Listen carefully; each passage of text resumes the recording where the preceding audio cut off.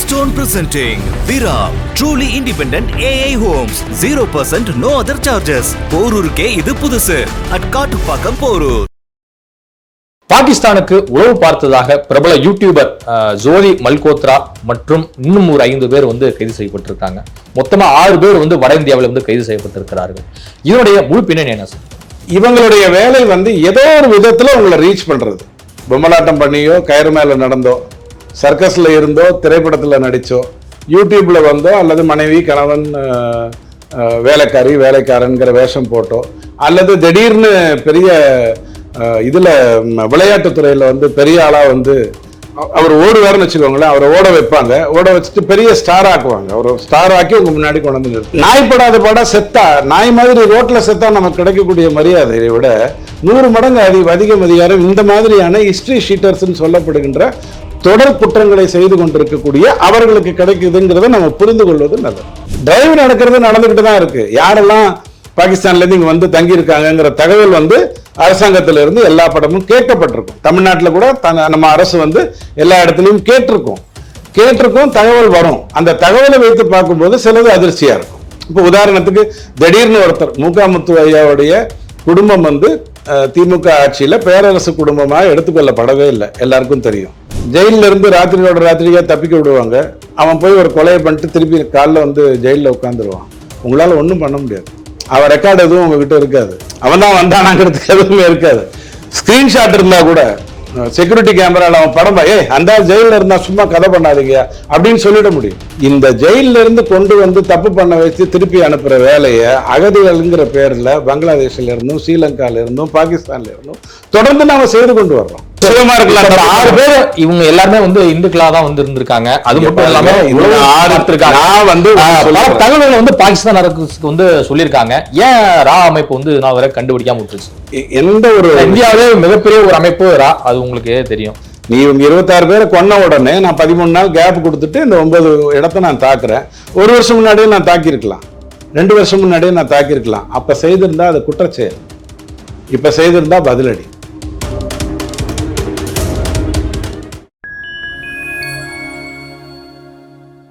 Fine time media நேயர்களுக்கு வணக்கம். நான் உங்கள் செங்குவன். நம்ம சிறப்பு நிகழ்ச்சியில் நம்மோடு இணைந்திருக்கிறார் அரசியல் விமர்சகர் மதிப்பிற்குரிய திரு TTS ரவிச்சந்திரன் அவர்கள். வணக்கம். வணக்கம். வணக்கம். பாகிஸ்தானுக்கு உளவு பார்த்ததாக பிரபல யூடியூபர் ஜோதி மல்கோத்ரா மற்றும் இன்னும் ஒரு 5 பேர் கைது செய்யப்பட்டிருக்காங்க. மொத்தமா 6 பேர் வட இந்தியாவில் கைது செய்யப்பட்டிருக்கிறார்கள். இதனுடைய முழு பின்னணி என்ன சார்? பாகிஸ்தான்ல இருந்து இங்க கிட்டத்தட்ட 9 லட்சம் பேருக்கு மேல இந்தியாவில் இருக்காங்க. இந்த 9 லட்சம் பேர்ல மனைவி அப்படிங்கிற பேர்ல இங்க மனைவிங்கிற பேர்ல இங்க இருந்துட்டு வேலைக்காரி வேலை செய்யறவங்க இருக்காங்க. வேலைக்காரி அப்படின்னு சொல்லி வெளிநாட்டில் போய் மனைவியா இருக்கிறவங்க இருக்காங்க. இது இங்கேக்கும் அங்கேருந்து வர்றதுக்கும் இங்க வந்ததுக்குமான வித்தியாசம். இவங்க எல்லாருமே ஒரு திருமண பந்தம் அப்படிங்கிற ஒரு திருமண பந்தம்ங்கிறது ஒரு செக்ட். இப்ப இவங்க பெத்து போடுறதெல்லாம் என்ன பண்ணும்? அப்பா அம்மா முறையா வளர்க்கல, அப்பாவுக்கு நிறைய தொடர்புகள் இருக்கு, அவருடைய வாழ்க்கை வேற விதமா இருக்கு. பையன் எப்படி வளருவான், பொண்ணு எப்படி வளரும்? இவர்கள் இன்னும் குடியுரிமை பெறல, இன்னும் பாகிஸ்தானியர்களாக தான் இங்க இருந்துகிட்டு இருக்காங்க. நான் சொல்ற இந்த 9 லட்சம் பேர். இதை தவிர சில பேர் இருக்காங்க, அவங்க திரைப்படத்தில் நடிக்கிறாங்க, பெரிய ஸ்டார்ஸ் ஆறாங்க. இந்தியில நீங்க பாத்தீங்கன்னா நிறைய இஸ்லாத் சார்ந்தவர்கள் தான் பெரிய ஹிட்ஸ் இருப்பாங்க. தமிழகத்துல கிறித்துவர்கள் அதிகம் இருப்பாங்க. பெரிய ஸ்டார்ஸ்னா அவங்களுக்கு ஏதோ ஒரு கிறித்துவ ரிலேஷன்ஷிப் இருக்கு. ஏன் அவங்கள மதம் சார்ந்து பார்க்கணும்? நான் அவங்க முன்னாடி புள்ளி விவரங்களை வைக்கிறேன். அவங்களையும் அப்படி பார்க்கணுங்கிறது என்னோட நோக்கம். அவங்களை ஏன் அப்படி பார்க்கணுங்கிறதுல இல்ல, பட் புள்ளி விவரம் இதுதாங்கிறத உங்களுக்கு சொல்றேன். இப்போ அவங்க யாராவது வாய திறந்தாங்களா இந்த பாகிஸ்தான் விஷயத்துல? எல்லாத்துக்கும் பேசுவாங்க இல்லையா, எல்லாத்துக்கும் கருத்து தெரிவிப்பாங்க. அவங்க ஏன் இதெல்லாம் பேசல அப்படின்னா, இவங்க திரைத்துறையில் டாக்குமெண்ட்ரி பண்றேன், அந்த மாதிரியான விஷயங்கள் பண்றேன்ட்டு ஒரு பெரிய செக்ட் ஆஃப் கும்பல் உள்ள இருக்கு. இவங்க அசிஸ்டன்ஸா சேருவாங்க, டீ பாயின்னு அறிமுகப்படுத்தப்படுவாங்க. திடீர்னு பார்த்தா அவங்க ஒரு 50 கோடிக்கு ப்ராஜெக்ட் பண்ணிட்டு இருப்பாங்க. டக்குன்னு இப்படி அப்படி வளர்றதுக்குள்ள பார்த்தீங்கன்னா இங்க வீடுகள் வாங்கியிருப்பாங்க, அந்த மாதிரி இருப்பாங்க. இன்னொரு செக்ட் ஆஃப் பீப்புள் இருக்காங்க, தேசிய, அதாவது இப்போ மோடி ஆட்சினா மோடிக்கு எதிராக கருத்து சொல்றது, இங்க ஸ்டாலின் ஆட்சின்னா ஸ்டாலினுக்கு எதிராக யாராவது கருத்து சொன்னா அடுத்த நாள் அவன் தலை அவன்கிட்ட இருக்காது, அல்லது அவன் எந்த சேனல் அவனை கூப்பிடுதோ அந்த சேனலுக்கு விளம்பரங்கள் போகாது. ஏதோ ஒரு விதத்துல இங்க எதிர்கருத்து சொன்னா அவங்க தடை செய்யப்படுவாங்க. இவங்க வந்து யூடியூப்ஸ் நடத்துவாங்க, பேர் வந்து மாத்திப்பாங்க, பேர் வந்து ஃபேஷன் நேம்ஸ் வச்சுப்பாங்க. உதாரணத்துக்காக தான் சொல்றேன், நிறைய பேர் உங்களுக்கு தெரிஞ்சிருக்கும், புனை பெயர்கள்ங்கிற பேர்ல வச்சிருப்பாங்க, ஆனா அடிப்படையில் அவங்க இஸ்லாத்தவர்களா இருப்பாங்க. இவங்களுடைய வேலை வந்து ஏதோ ஒரு விதத்துல உங்களை ரீச் பண்றது. பொம்மலாட்டம் பண்ணியோ, கயிறு மேல நடந்தோ, சர்க்கஸ்ல இருந்தோ, திரைப்படத்துல நடிச்சோ, யூடியூப்ல வந்தோ, அல்லது மனைவி கணவன் வேலைக்காரி வேலைக்காரன்கிற வேஷம் போட்டோ, அல்லது திடீர்னு பெரிய இதுல விளையாட்டுத்துறையில வந்து பெரிய ஆளா வந்து அவர் ஓடுவார்னு வச்சுக்கோங்களேன், அவரை ஓட வைப்பாங்க, ஓட வச்சுட்டு பெரிய ஸ்டார் ஆக்குவாங்க, அவரை ஸ்டார் ஆக்கி உங்க முன்னாடி கொண்டு வந்து நிறுத்துவாங்க. எதுக்குன்னா பிரபலமானவர்கள் சொல்றதை தான் நீங்க கேட்குறீங்க. யார் அதிகமா பேசுறாங்களோ, யார் அதிகமாக பார்க்கப்படுகிறார்களோ அவங்க சொல்றதை தான் நீங்க கேட்குறீங்க. எப்படி மடக்கினான் பத்தியா, கேள்வியில் அப்படியே திருப்பி நாம்பாரு அப்படின்னு பார்க்குறோம். பேசிட்டு இருக்கிறது என்னுடைய வயிற்றறிச்சல் பிரச்சனை, நம்ம நாட்டினுடைய வயிற்றறிச்சல் பிரச்சனை. இவங்க பார்க்கறது உழவு வேலை, இவங்க பார்க்கறது இந்த மாதிரியான வேலை. ஆனால் நாம் என்ன அதை பார்க்குறோம் அப்படின்னா, எப்படி மடக்கிறான் பத்தியா, அதெல்லாம் அவங்களுக்கு தான்ப்பா வரும்.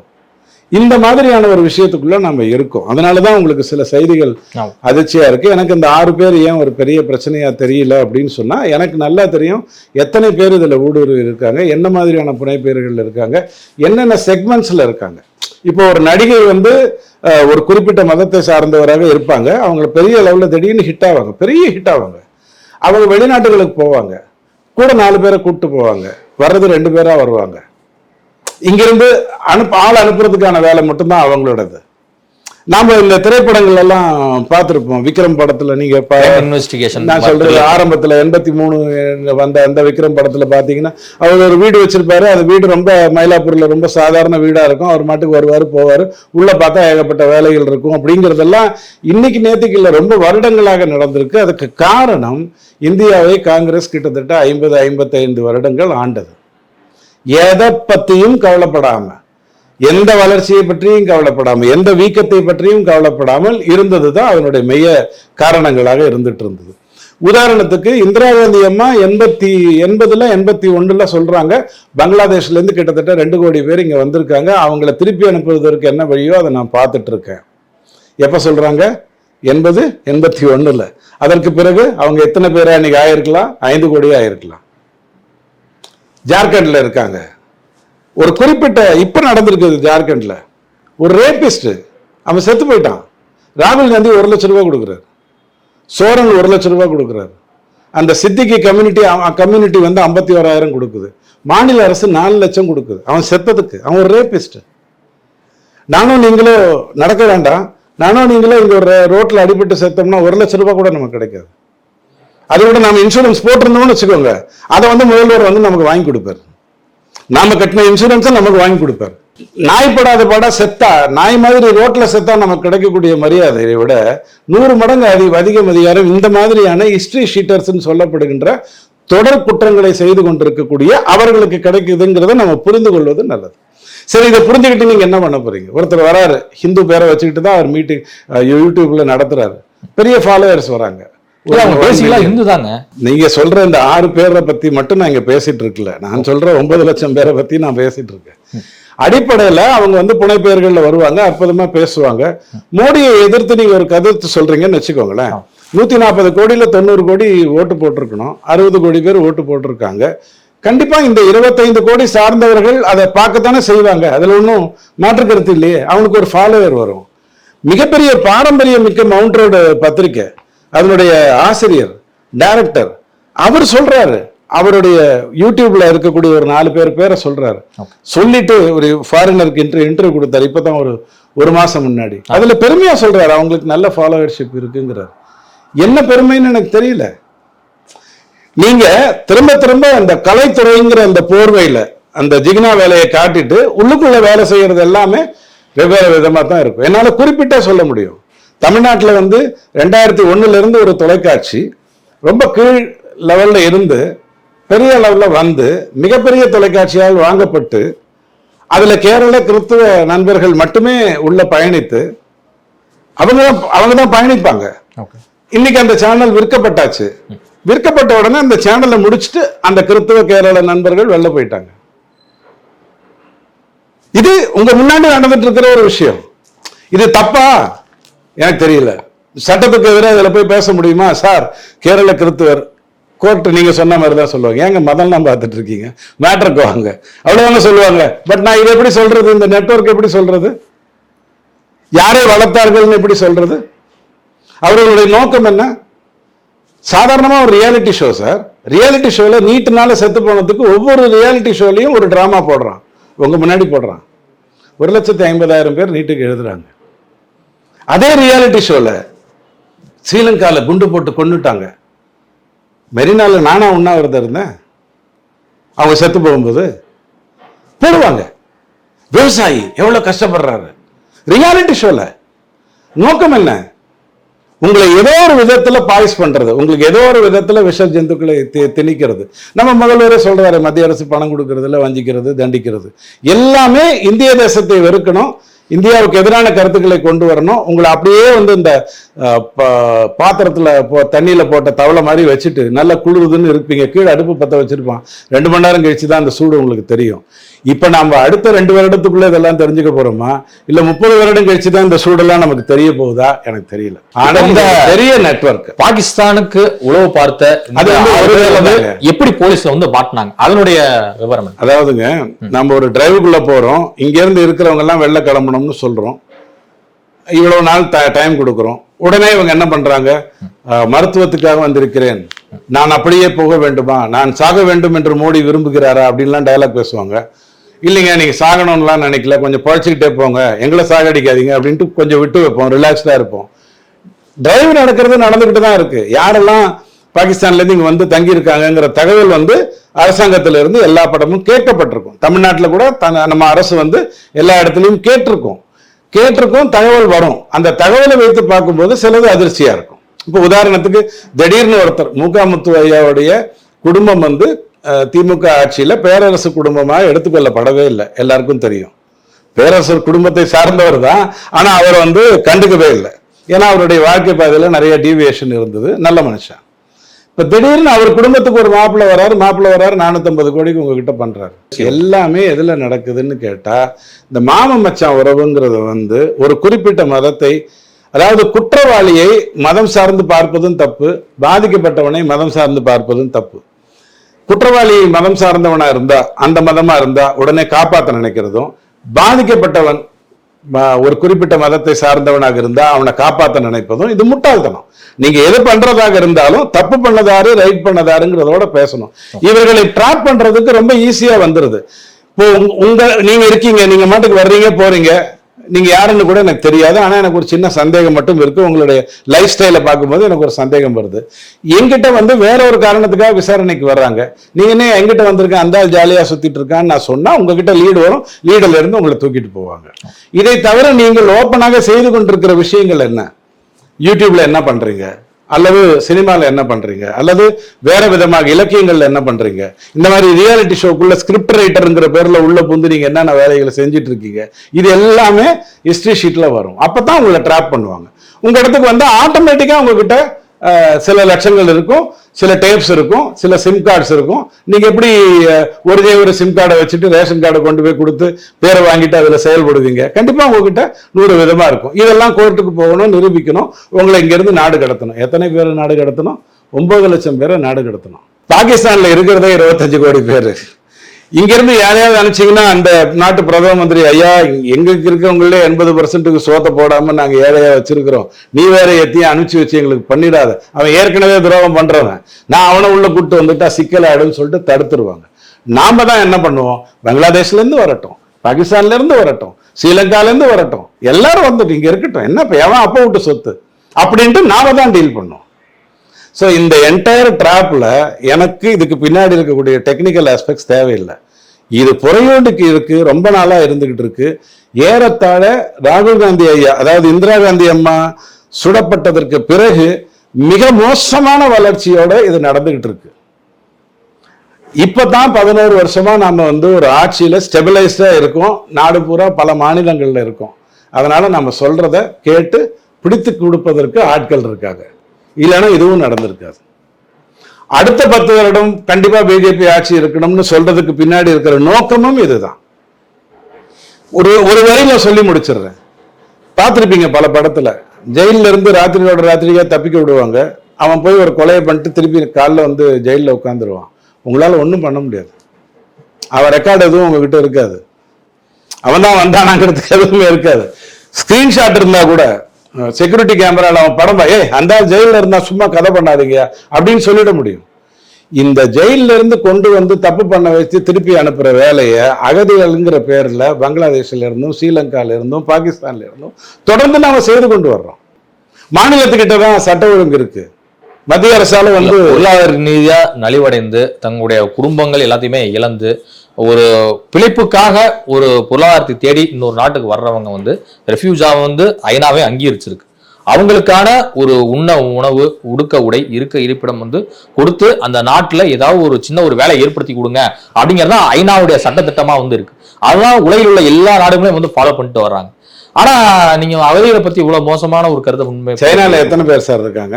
இந்த மாதிரி பாவப்பட்ட ஜென்மங்கள் சைனால இருக்கணுமே. அமெரிக்கால வேணாலும் இருக்கு. இந்தியாவில இருந்து எவ்வளவு பேர் அமெரிக்காவுக்கு எல்லாம் போறாங்களே. நான் அமெரிக்கா மெக்சிகன் பார்டர் வந்து கிராஸ் பண்ணவங்க எவ்வளவு பேர், அமெரிக்காவுக்கு கனடா வழியா போனவங்க எவ்வளவு பேர் இருக்காங்க. நான் தான் அமெரிக்காவுக்கு வந்துட்டேன். நீங்க ஏன் அங்க வந்து பள்ளம் தோடுறீங்க? அமெரிக்கால எவ்வளவு பேர் இருக்காங்க. அது ஒரு லூசுத்தனமான ஜனநாயகம். விமர்சனமாவே வைக்கிறேன். வந்துட்டாங்க, இப்ப அவங்க அனுப்பப்படுறாங்க. ட்ரம்ப் பேசினதே என்ன? ஊடுருவற்காரர்களை வெளியே அனுப்புவேன் சொல்லித்தானே ஜெயிச்சாரு. அதைத்தானே நாமளும் பண்ணோம். போன வருஷம் ஏப்ரல் மேல நாமளும் அதைத்தானே மையெடுத்து பேசணும். நீங்க சைனால காட்டுங்க இந்த மாதிரி ஆட்கள் உள்ள வந்து ஜாலியா இருக்கிறத. பிரான்ஸ்ல காட்டுங்க, எமிரேட்ஸ்ல கொண்டு போய் விடுங்க. பாவப்பட்ட ஜென்மங்க சார். சார் சோத்துக்கு வழி இல்லாம வராங்க சார். சார் அவங்க நாடை அவங்கள விட்டுருச்சு சார். அவங்க வந்து நம்ம காப்பாற்றணும் சார். பண்ண சொல்லுங்க. உங்க வீட்டு வாசல்ல திடீர்னு ஒரு குப்பை தொட்டி வச்சா நீங்க எவ்வளவு சண்டை போடுவீங்க தெரியுமா? மனசாட்சின்னு ஒண்ணு இருக்கணும். உங்க வீட்டு வாசல்ல உங்க தெருவில் வைக்க வேண்டிய குப்பை தொட்டியை உங்க வீட்டு வாசல்ல வச்சா இது ஏன் இங்க வச்சா? சின்ன பசங்க எல்லாம் வீட்டுல இருக்காங்க, அந்த வீட்டுல வை சொல்லக்கூடிய ஒரு சாதாரண மனுஷன் நீங்களும் நானும். அங்கிருந்து வருவானாமா, இந்த நாட்டுக்கு வருவானாமா, சோத்தை தின்னுவானாமா, அவன் அகதியா வருவானாமா. மைனாரிட்டி வந்தாலும் பரவாயில்லைங்க. பாகிஸ்தான்ல இருந்து வந்தது மைனாரிட்டிஸா? பாகிஸ்தான்ல இஸ்லாத் சகோதரர்கள் மைனாரிட்டிஸா? இல்லையே. பங்களாதேஷ்ல இந்துக்கள் வந்து மைனாரிட்டிஸா? ஒரு 8 மாசத்துக்கு முன்னாடி யூனஸ் வந்த போது பங்களாதேஷ்ல இந்துக்களை சுட்டு கொண்டாங்களே, பேட்டி எடுத்திருந்தீங்கன்னா காட்டுங்க தயவு செஞ்சு. பங்களாதேஷில் நடக்கும் கொடூரம், அகதிகளாக வந்து அனுப்புவதா, இந்துக்களை காயப்படுத்துவதா, உங்களை நம்பித்தானே வந்தார்கள், ஏதாவது போட்டிருப்பீங்களே காட்டுங்க. ஐயா பேசுறதுன்னா தராசு தட்டுல நம்ம கிட்ட இருக்கிற ஒழுக்கம் புரிஞ்சுக்கோங்க. தராசுல 2 தட்டு தானே, அதுல ஒண்ணு மாற்று கருத்து இல்லையே. ஆனா ஒரு தட்டுல தான் கல்லை வைப்போம், இன்னொரு தட்டுல தான் பொருளை வைப்போம். இதுக்கு ஒரு நியாயம் இருக்கு. மாத்திலாம் பண்ண மாட்டோம். மற்ற நாடுகள்ல வந்து இந்தியாவில் இறக்குமதி செய்யக்கூடிய எந்த பொருட்களையுமே வந்து டிடிஎஸ் ரவிச்சந்திரன் சார் அவர்களும் யூஸ் பண்ணவே கூடாது. ஒண்ணு புரிஞ்சுக்கோங்க, நாம சொல்லி கொடுத்து இந்த உலகத்துக்கு என்ன தெரிஞ்சதுங்கிறதும் உலகம் சொல்லி கொடுத்து நாம என்ன தெரிஞ்சுக்கிட்டோங்கிறதுக்கும் நிறைய வித்தியாசம் இருக்கு. என்ன சோம்பேறி ஆக்குற மொபைலோ, என்ன சோம்பேறி ஆக்கக்கூடிய பல விஷயங்களோ, மிக்சியோ கிரைண்டரோ எனக்கு வெளிநாட்டுல இருந்து வந்திருக்கலாம். என்னை உழைப்பாளி ஆக்கின கல் இருக்குல்ல, அதை நான் தான் எடுத்து நோண்டினேன், நான் தான் அதில் அரைச்சேன். அதெல்லாம் வந்திருக்கலாம். காசு இருந்தா வாங்கிக்கோங்க. காப்பியை 10 ரூபாய்க்கும் குடிக்கலாம், கேப்பசினோவாவும் குடிக்கலாம், முடிஞ்சா 300 ரூபாய்க்கும் குடிக்கலாம். அது உங்க தலையெழுத்து, விக்கிரவன் பாடு. அவனுடைய விஞ்ஞானத்தை நான் திருடிட்டு வந்தேனா? அவனுடைய டெக்னாலஜியை நான் பைரேட்டட் கேசட்டா கொண்டு வந்தேனா? அவனிடம் விலை கொடுத்து வாங்காமல் இருக்கக்கூடிய எல்லா நாடுகளுமே ஒரு நாட்டை சார்ந்துதான் இன்னொரு நாடு வந்து இயங்கிட்டு இருக்கு. பாருங்க, உற்பத்தி ரீதியிலும் குடியுரிமை, ஏற்றுமதி இறக்குமதி எல்லா விஷயத்தையும் குடிமகன் எதுக்கு சொல்றீங்க? விட்டுட வேண்டியதானே? ஆல் இந்தியா, ஆல் வேர்ல்டு சிட்டிசன்ல இருந்து எத்தனையோ பேர் வந்து அமெரிக்காவுக்கு எல்லாம் போய் அங்கெல்லாம் வந்து குடியுரிமை வாங்கவே இல்லையா? இது பாருங்க, அமெரிக்கால ஒரு சட்டம் இருக்கு. இங்க ஒரு குழந்தை பிறந்ததுன்னா அதுக்கு குடியுரிமை ஆட்டோமேட்டிக்கா கிடைச்சிரும். அவன் அப்பனுக்கோ அவன் தாத்தாக்கோ கிடைக்கணுங்கிற அவசியம் இல்லை. கரெக்டுங்களா? நீங்க இங்க இருந்து கிளம்பி போயிட்டீங்க, அங்க குழந்தை பிறந்துருச்சு, அது சிட்டிசன் ஆயிடும். உங்களுக்கோ உங்க அப்பாக்கோ கிடைக்கணுங்கிற அவசியம் இல்லை. அது அந்த நாட்டினுடைய சட்டம். நான் அதை பத்தி இங்க பேசல. அடிப்படையில ஒண்ணு புரிஞ்சுக்கோங்க, வெளிநாட்டில் இருக்கட்டும் இந்த நாட்டில் இருக்கட்டும், அகதிகளா வந்து குடியுரிமை பெறுவதற்கான வேலையை செய்யணும். நான் சொல்றேன், இந்த 9 லட்சம் பேரும் இன்னும் பாகிஸ்தானியர்களாக தான் இருக்காங்க. உங்களுக்கு ஒன்னே ஒன்று சொல்லிடுறேன், கேட்டுக்கோங்க. மனிதாபிமானம் அப்படிங்கிறது எங்க வரும் அப்படின்னா ஒழுக்கம் முதல்ல வந்தாதான் மனிதாபிமானம் வரும். உதாரணத்துக்காக மட்டும் சொல்றேன், வேற எதுக்காகவும் சொல்லல. வீட்டுல இப்ப கணவர் வேற ஒரு இடத்துல குழந்தைய பெற்றுட்டு வந்துட்டு உனக்காக நான் தம்பியை கொண்டு வந்திருக்கேன் அப்படின்னு சொன்னா வெரி குட், நான் ஒரு மானிட காவலன், நீ வந்துட்ட, வா என்னுடைய தம்பி நீதான்னு நீங்க ஏத்துப்பீங்கன்னு மனசாட்சியில கை வச்சு சொல்லுங்க. முடிஞ்சா அவங்க அப்பனை கொலை பண்றதுக்கான ஏற்பாடு தான் பண்ணுவீங்க. சோ அடுத்தவன் சொத்துல இந்த கதையெல்லாம் பேச வேண்டாம். நாடுனா ஒரு சட்டம் இருக்கு. அவங்க வந்தாங்கன்னா அவங்க திருப்பி அனுப்பப்பட வேண்டாம். வந்தது எத்தனையோ காரணத்துக்காக வந்திருக்கலாம், போரும் போது வந்திருக்கலாம், ஏதோ ஒரு கொடுமை நடந்த போது அவங்க தப்பிச்சு வந்திருக்கலாம். அவர்களை திருப்பி அனுப்புவதற்கான ஏற்பாடை தான் பண்ணணும். உங்க வீட்டுல கல்யாணம் ஆயிட்டு உங்க தங்கைக்கு புருஷன் வீட்டோட மாப்பிள்ளையா வந்தா உங்களுக்கு சந்தோஷமா இருக்கும். உங்க தம்பி வேற வீட்டோட மாப்பிள்ளையா போனா உங்களுக்கு வருத்தம் வரும். இவ்வளவுதான் வித்தியாசம், நேர்மையா பாக்குறதா இருந்தா. இங்க வந்தவன் வீட்டோட மாப்பிள்ளை, உங்களுக்கு சுகமா இருக்கலாம். 6 பேர் இவங்க எல்லாருமே இந்துக்களா தான் இருந்திருக்காங்க. அது மட்டும் இல்லாம தகவல்கள் பாகிஸ்தான் அரசுக்கு சொல்லியிருக்காங்க. ஏன் ரா அமைப்பு நான் வரை கண்டுபிடிக்காம விட்டுருச்சு? எந்த ஒரு இந்தியாவே மிகப்பெரிய ஒரு அமைப்பு ரா, அது உங்களுக்கு தெரியும். இப்ப நீங்க இன்னொரு கேள்வி என்கிட்ட கேட்டவங்க இருக்காங்க அரசியல் ரீதியாவே. அது என்னன்னா அன்னைக்கு கரெக்டா 9 இடத்த போய் தாக்கின, அதையே 1 வருஷத்துக்கு முன்னாடி தாக்கல, 2 வருஷத்துக்கு முன்னாடி போய் தாக்கலன்னு கேட்டவங்க இருக்காங்க. நியாயமான கேள்வி தானே. நீ இவங்க 26 பேரை கொன்ன உடனே நான் 13 நாள் கேப் கொடுத்துட்டு இந்த 9 இடத்த நான் தாக்குறேன். 1 வருஷம் முன்னாடியே நான் தாக்கியிருக்கலாம், 2 வருஷம் முன்னாடியே நான் தாக்கியிருக்கலாம். அப்ப செய்திருந்தா அது குற்றச்செயல், இப்ப செய்திருந்தா பதிலடி. சோ ஒரு டிரைவ் எடுக்கிறோம், அந்த டிரைவ் எடுக்கிறதுக்கான அதிகாரம் ஒரு மாநிலத்துக்கு எப்ப கொடுப்பாங்கன்னா ஒரு பிரச்சனை வந்தா தான். உதாரணத்துக்காக சொல்றேன், திருச்சியில ஒரு கல்யாண மண்டபம் எரிஞ்சது, உடனே நீங்க எல்லா கல்யாண மண்டபத்தையும் செக் பண்ணீங்க. கும்பகோணத்துல ஒரு ஸ்கூல் சின்ன பசங்க செத்து போனாங்க, உடனே நீங்க ஸ்கூல்ல எல்லாம் போய் பாத்தீங்க. ஆனா இப்போ உங்ககிட்ட நான் சொல்றேன், ஒரு கான்வென்ட்டா ஏறி இறங்குங்க. உங்ககிட்ட கேமரா இருக்குல்ல, ஆட்கள் இருக்காங்க இல்லையா, ஆட்டோவோ ஓலாவோ ஊப்பரோ ராபிடோவோ ஓடுது இல்ல, ஒரு கான்வென்ட்டா போயிட்டு அங்க 25% வேலை மாணவர்கள் படிக்கணும், படிச்சுட்டு இருக்காங்களா பாருங்கன்னு சொன்னா, சார் அதெல்லாம் சார் நாளைக்கு ஒரு இடத்துல தப்பு நடந்துருச்சுன்னு வச்சுக்கோங்க, எல்லா கான்வென்ட்டுக்கும் போவீங்க. அப்ப நீங்க கேள்வி கேட்பீங்களா? ஏன் இப்ப போனா 1 வருஷம் முன்னாடியே பிடிச்சிருக்க வேண்டியதானே? இந்தியாவில் இருக்கக்கூடிய ஸ்லீப்பர் செல்களை களையெடுக்க மத்திய அரசு என்ன மாதிரி நடவடிக்கைகளை மேற்கொள்ளும்? ரா அமைப்பு இந்த மாதிரி என்ன மாதிரி செயல்பட போகுது? இன்டெலிஜென்ஸும் உள்துறை அமைச்சகமும் என்ன மாதிரி முடிவு எடுக்கும்னு நினைக்கிறேன் சார்? இதுல இந்த ராங்கிறதெல்லாம் கமலஹாசன் தான் நிறைய படத்துல எல்லாம் பயன்படுத்த. ஐஎஸ்ஐக்கு இவ்வளவு தூரம் தகவலை சொல்லியிருக்காங்க அப்படிங்கும்போது ஒரு சீரியஸ் சார்ஜ் தானே. அதனால ஒண்ணும் இல்லை. கேரளா ஸ்டோரின்னு ஒரு புத்தகம் வந்தது. புத்தகம் 12 வருஷத்துக்கு அப்புறம் அது திரைப்படமாச்சு. புத்தகம் பல வருடங்களுக்கு பின்னாடி திரைப்படமாச்சு. அதாவது மக்களோடு மக்களா தான் எல்லாருமே இருந்திருக்காங்க. மதம், சாதி, மொழி எல்லாமே கடந்தா மக்களோடு மக்களா தான் மனிதநேயத்தோட வசிக்கிறாங்க. அங்க ஒரு பொய்யான ஒரு திரைப்படத்தை எடுத்து ஒரு பொய்யான ஒரு விஷயத்த மக்கள் மத்தியில விஷமத்தை பரப்புனா யாரா இருந்தாலும் இதுக்குதான் செய்யணும். நான் இன்னும் முடிக்கவே இல்லையே. அந்த புத்தகம் எழுதி பல வருடங்கள் கழிச்சுதான் திரைப்படமா வந்தது. திரைப்படமா வந்த உடனே இங்க தமிழகத்துல அது வெளியிடப்படலை. ஆனா புத்தகமா அது இங்க வந்துகிட்டு இருந்ததா இல்லையா? புத்தகம் எழுதி பல வருடங்கள் ஆச்சா இல்லையா? ISIS தீவிரவாதிகள்னு சொல்றதுனால நான் தெளிவா சொல்றேன். பெங்களூர்ல எத்தனை இன்ஜினியர்ஸ், இந்துக்களோ இஸ்லாத்தவர்களோ கிறிஸ்தவர்களோ ISISக்கு வேலை செய்யறாங்கிறது பிடிச்சிட்டு தானே இருந்தோம். அதுதான் மாற்று கருத்து இருக்கா? இன்னைக்கு யாருக்கிட்டையாவது நீங்க போய் தமிழக அரசுல அதிமுக ஆட்டியோ திமுக ஆட்டியோ போய் கேட்பீங்களா? வீரப்பன் எப்படியா 26 வருஷம் அந்த மலையில இருந்தாரு, 26 வருஷம் என்னையா பண்ணிட்டு இருந்தீங்கன்னு கேட்பீங்களா?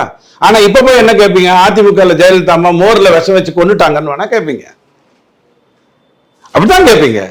ஒண்ணு புரிஞ்சுக்கோங்க, ஒரு அரசு நடத்துவது அப்படிங்கிறது ஏதோ உட்கார்ந்துட்டு சாதாரணமா பண்ணிட்டு இருக்கிற ஒரு விஷயம் இல்லை. இது NIA சம்பந்தப்பட்ட விஷயம். அவர்கள் தான் இந்த மாதிரியான ஊழல்காரர்கள குறிப்பா இந்த மாதிரியான விஷயங்கள் செய்யறவங்கள பார்ப்பாங்க. வருமான வரிங்கிறது வேற, ஈடிங்கிறது வேற, மற்ற விசாரணைங்கிறது வேற. அவனுக்கு அவன் பொறுப்பு இருக்கு. சோ இவங்கள் எல்லாம் தண்டிக்கப்பட்டால் அவன் ஹிந்துவா கிறிஸ்துவனா இஸ்லாத்தவனான்னு பார்க்காதீங்க, அவன் தப்பானவன் மட்டும் பாருங்க. ஆனால் இது அந்த 6 பேர் சம்பந்தப்பட்டது மட்டும் இல்ல, கிட்டத்தட்ட 9 லட்சம் பேர் இருக்காங்கிறத தயவு செஞ்சு புரிஞ்சுக்கோங்க. இதுவரை உங்க பல்வேறு கருத்து கொண்டு